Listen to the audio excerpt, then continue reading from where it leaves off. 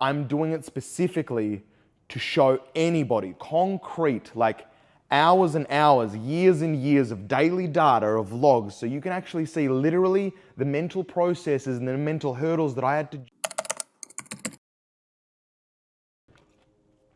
Okay, so full disclosure, I'm eating. I'm a little bit high. We've just stopped talking to the ex, officially. And I'm eating chicken. I apologize. Chicken, a bit of the broccolini, and a mustard, and the tears of my depression and sadness. All right, so it's me and you. Basically, here's what's going on. Over the last 2 days, we've had chats, heaps of chats. So she's coming down off a lot of drugs, but I'm obviously panicking. So, and I'm getting kind of rejected, and I don't know if she loves me or not, and she's kind of moved on. And she thought via my social media, because I was like, that's it. She wanted us to build a house of many different women. So she sold me on that idea, and she was like, as she left me, she was like, go build that house and I'll come. So I was like, I'll build a house. I was like doing cardio. I was mad. I was like, I'm looking for dopamine, anything to make me happy, to be like, this pain will end. I'll love again, or I'll like something again. And through those social media posts, because we weren't talking, she thought that I was in a different place. So she was like, okay, I'm going to send it even more. And at this point, she's on narcotics anyway. So she ended up hooking up with guys. That made me feel super rejected.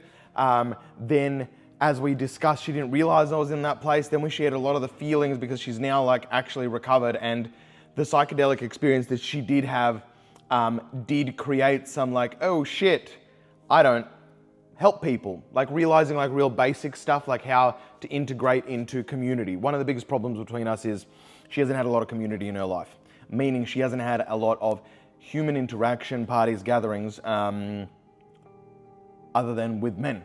So she has like been good with men, and that usually leads to sexual attraction from at least the man's side. And anyway, so point is a lot of her thing is she needs to go out and experience people, not doing narcotics. That's not the correct way. But she got what she got out of it. And we had many conversations, and we brought sort of to a nice place, but then she's not ready. She has basically didn't know, but she's been afraid, because I'm so similar to her mum. The rejection sensitivity was really high, that I'm going to leave her at any point. When I'd say things like, babe, look, something's going on in my business, right? And I've told you about it, and you can see that I'm stressed, and you haven't asked about it for a week. I need you to initiate that, because like if you're not interested in my stuff, a relationship can't work, like we need to work on this. Now that would trigger her rejection sensitivity. She'd feel rejected, she'd lose it, then we'd have like a 9-hour conversation to get it back. But while she's losing it, then I feel rejected by her, because she's immediately rejected by me. And then I'm like, I'm getting rejected by my partner. I'm just trying to help in everything. And I was just gently bringing something up. Point is there was a mismatch in like,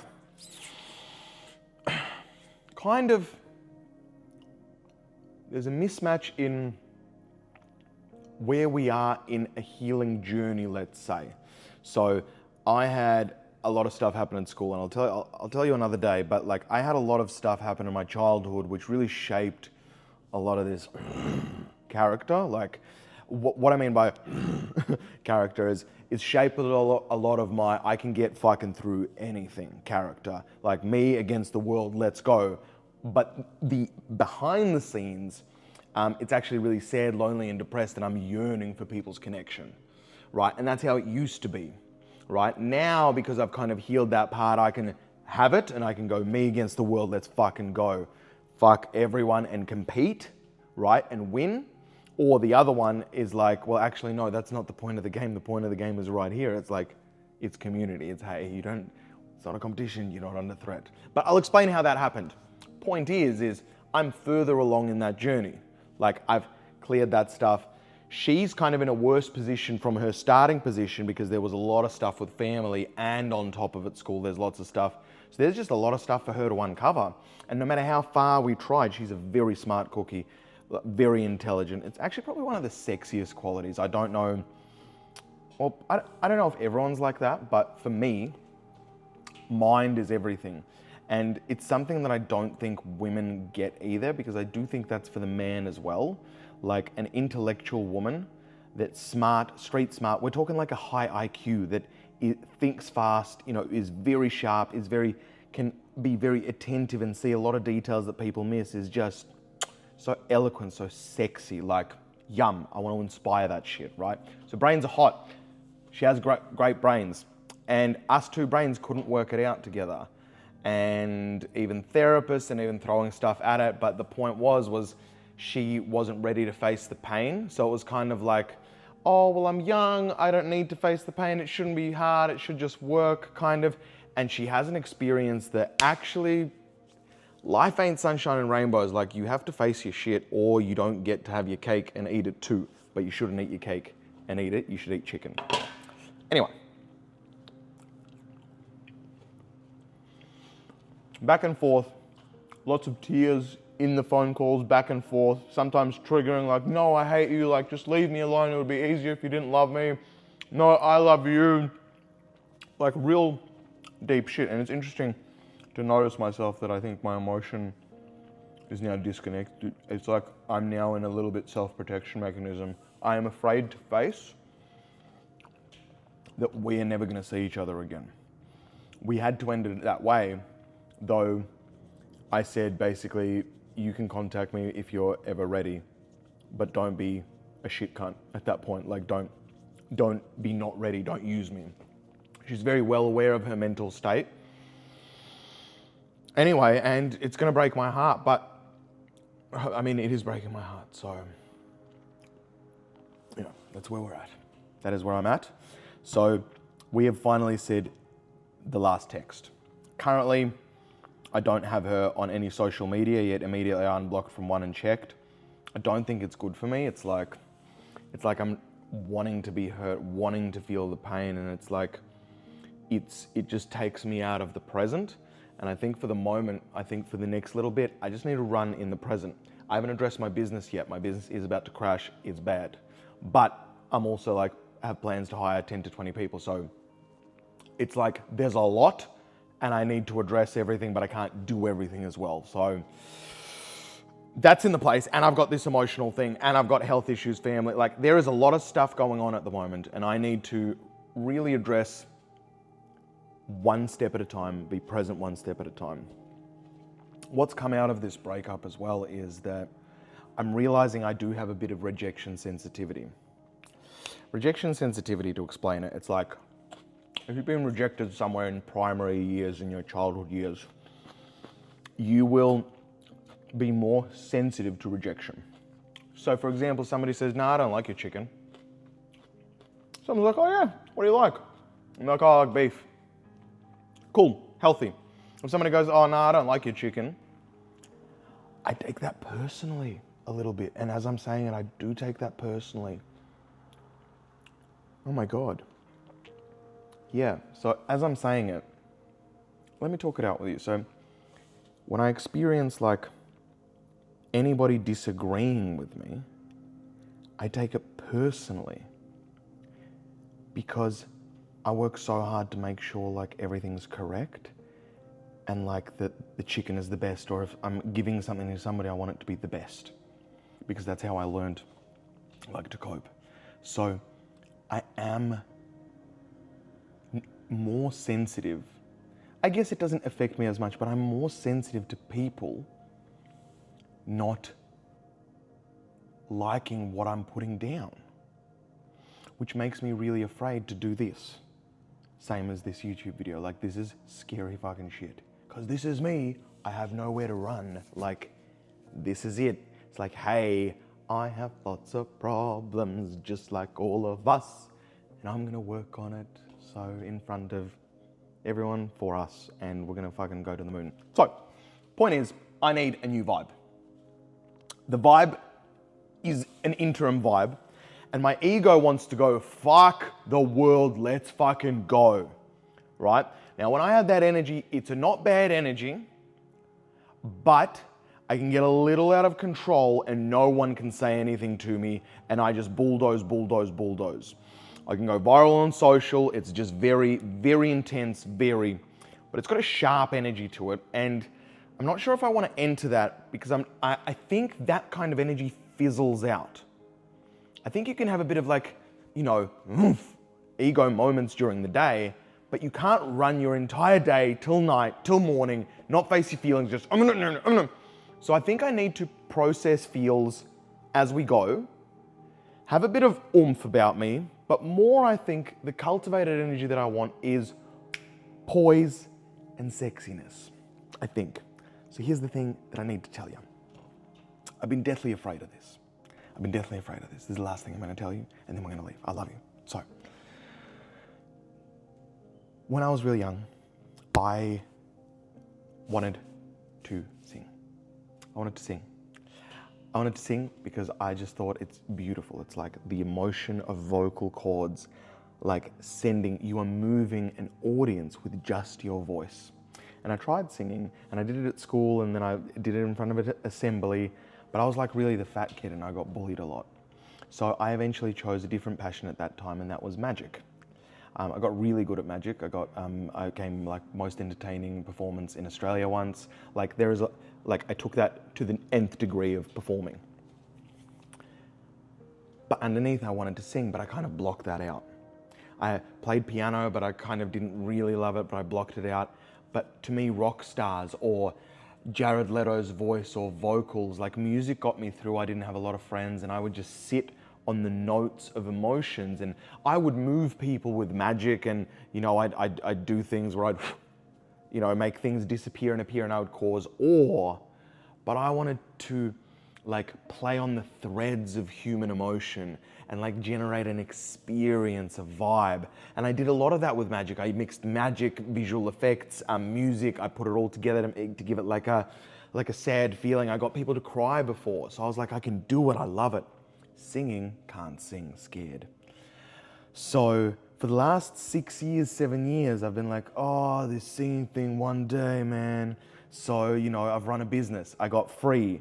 I live a freedom lifestyle. Then I was like, nah, what I'll do is I'll write a book, because weight loss got shredded, started helping heaps of people, and I had an actual idea on how to psychologically create permanent change, because I spent more than a decade in literally breakthrough performance one-on-one coaching, like 5 minutes with me, tell me where you need to get to, what your blockage is, and we'll brute force, like change it, switch it, and you become literally in that moment a different person. Like once you know, and once you can tell why you're stopping yourself from being at the leanest you are, it's like, boom, get the book.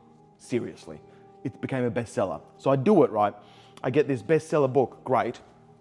And I'm sitting there with the bestseller book, and like, I'm helping humans, I'm helping this, and selflessly, it wasn't even for the money. The money was already sorted. So this was my passion project. I wanted to make a difference to humans. Like, money was sorted, and I realized money doesn't make me happy. So I was doing that.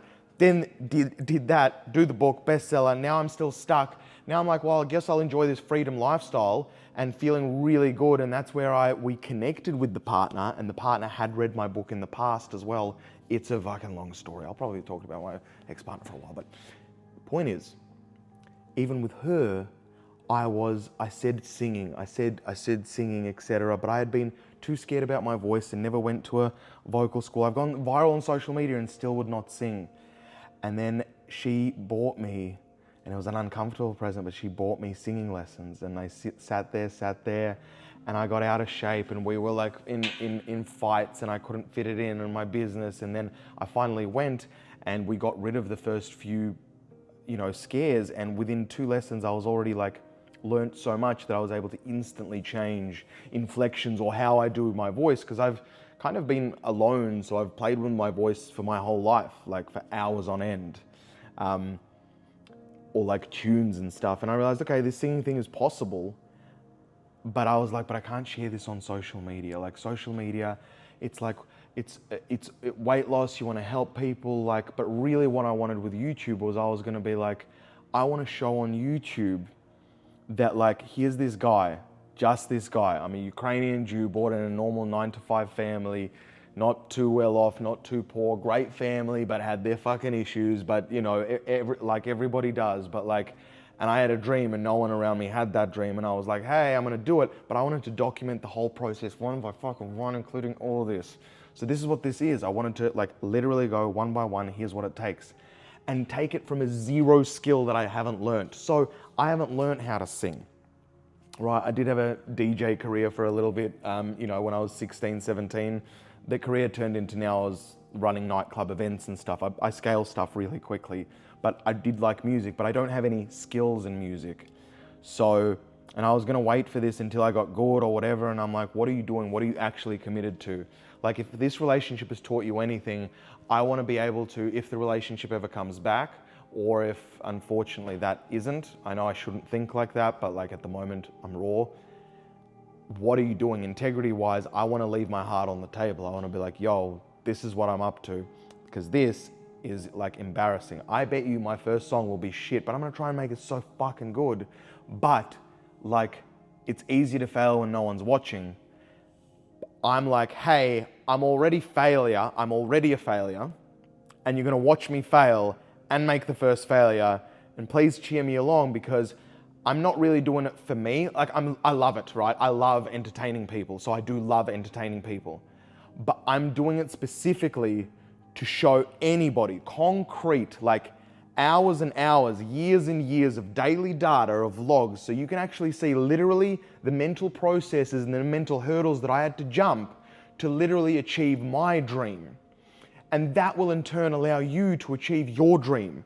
So whatever your dream is, the process will still be the same. You'll still have breakups, you'll still have hardships, you'll still have, you need to get in shape, you need to get healthy, you need to block out friends. All of this will still happen, and it's the same thing. So if anybody in the world can go, hey, I actually want something more in my life, I want to be the person that's like, I'm paving the way, everyone, this is what you do, and it's fucking treacherous, is bad.